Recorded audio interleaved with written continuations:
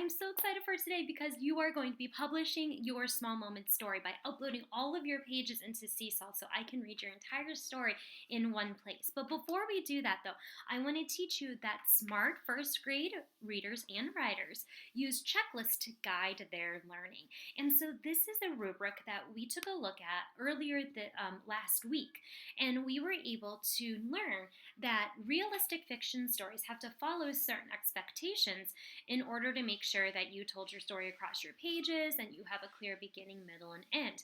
And so today we're going to review those expectations, and you're going to see this in your Seesaw account, and you can use it to self-assess your work. So if you notice something that you did not include or you need to continue working on, you can try to change that in your story before you upload it, so that way when I read it, I see your very best work possible, and I can use this rubric to assess your work for a grade, okay?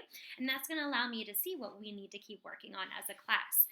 Now, with every piece of writing, every genre that we've learned about this year, first grade, we've broken it into three categories: structure, elaboration, and conventions. So the structure is, how did you tell your story across the pages, okay?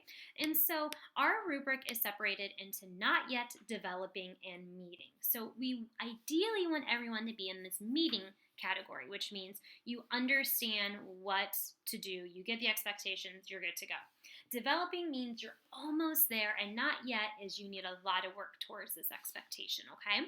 So the first thing that I'm going to take a look at is, was your story told across pages, right? Did you tell it clearly across all of our pages?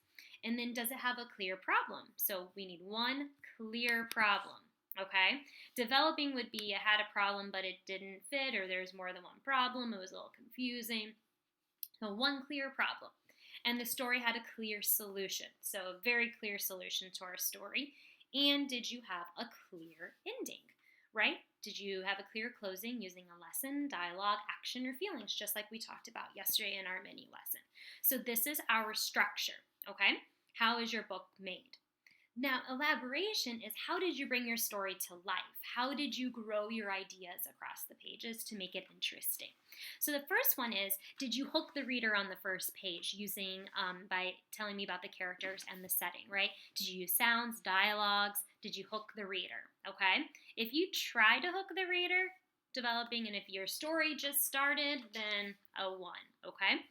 The characters were brought to life. Did you use lots of actions, words, and feelings on every page of your book?